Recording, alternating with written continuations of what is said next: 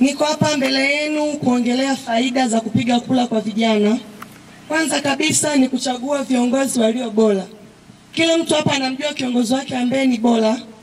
Kwa hiyo nilikuwa ninaomba na kushauri pia kila kijana aende akapige kura ili kuchagua kiongozi aliye bora. Na kitu cha pili, vijana tuko wengi sana Tanzania. Kura yako moja itafanya vijana wengi na nchi nzima kwa ujumla kupata mtu aliye sahihi. Kwa hiyo nilikuwa naomba pia wito wa vijana uwe wengi. Kitu cha tatu, nilikuwa naomba kwa kila kijana ambaye ana elimu ya kupiga kura aende akatoe elimu kwa vijana wengine ambao hawana elimu hiyo. Kuna vijana wako mtaani hawana elimu kabisa ya kuhusu kura. Nilikuwa naomba vijana tuliokusanyika mahali hapa, najua wote tuna elimu ya kupiga kura, tuungane kwa pamoja kutoa elimu mbalimbali kuhusu kupiga kura. Na kitu cha nne kuhusu elimu, nilikuwa naomba pia tutoe elimu kuhusu lugha nzuri kuhusu kura. Tuwashirikishe watu kutumia lugha nzuri, watu wasitumie lugha za matusi ili kuendelea kuilinda amani hiyo siku ya Oktoba 29. Watanzania wenzangu mnaoniona, vijana ni sauti kubwa na ni nguvu kubwa. Vijana ndio tunaweza tukafanya mabadiliko katika taifa hili tukiungana, tukishikana kwa pamoja. Umoja ni nguvu, utengano ni udhaifu.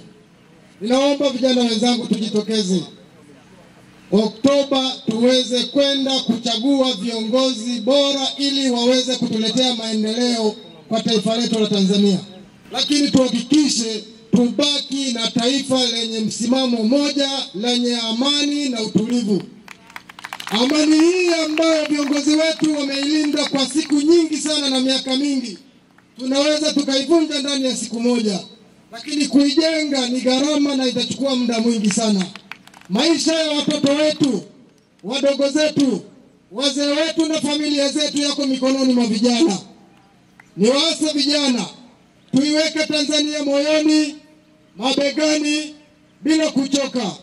Naombeni sana Oktoba tujitokeze, tuende tukapige kura vijana wenzangu.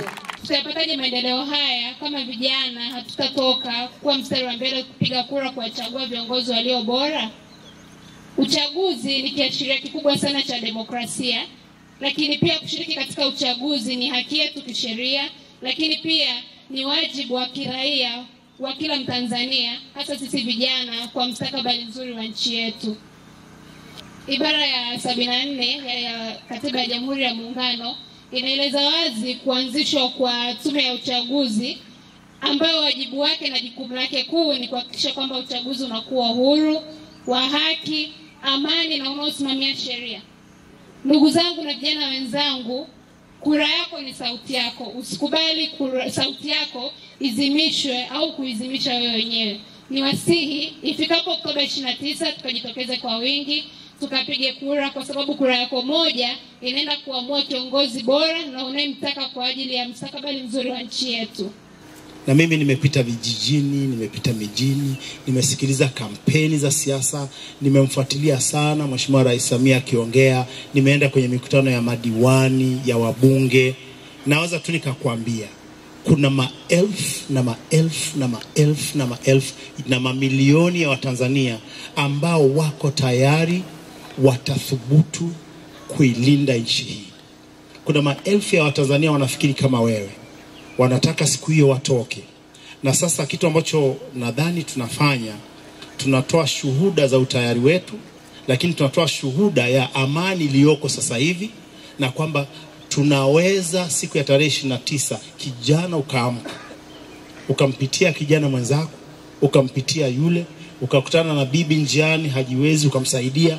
Kuna mtu mmoja aliongea, likawa ni taifa la watu wenye adili, taifa la watu wenye upendo, taifa la watu wanaothubutu. Tuyaonyeshe mataifa jirani Tanzania ni watu wa namna gani. Sifa ya Tanzania, sifa ambazo kupitia uongozi wa sasa wa Daktari Samia na serikali yake ya awamu ya 6, Tanzania imejipatia maendeleo lukuki ambayo tunayaona. Mtu mmoja alizungumzia nchi nyingi zinaona wivu, watu wengi wanaona gele. Wanasema Tanzania ni nchi yenye mifumo. Kuna watu wangependa kusema ni Afrika. kuna mavita. Tanzania hakuna vita, wasio kwao mahali pa kukimbilia daima imekuwa Tanzania. Tunachotaka katika hili zoezi na wakati tunazungumza, tuendeleze huu ubabe wa amani ya Watanzania, furaha ya Watanzania, na kila mtu akiangalia nchi hii hata kwa mbali anasema na wish laiti kama ningekuwa Mtanzania. Na tunaweza tukaendelea kurithisha kama alivyosema mdogo wangu mmoja pale, kizazi hiki na kijacho na kijacho na kijacho. Kura hizi kuna kitu kunaitwa driving people to vote, kwenda kuwachukua ambao tunajua ni Watanzania, ni majirani zetu, wakapigia kura. Jambo hili vijana linawahusu,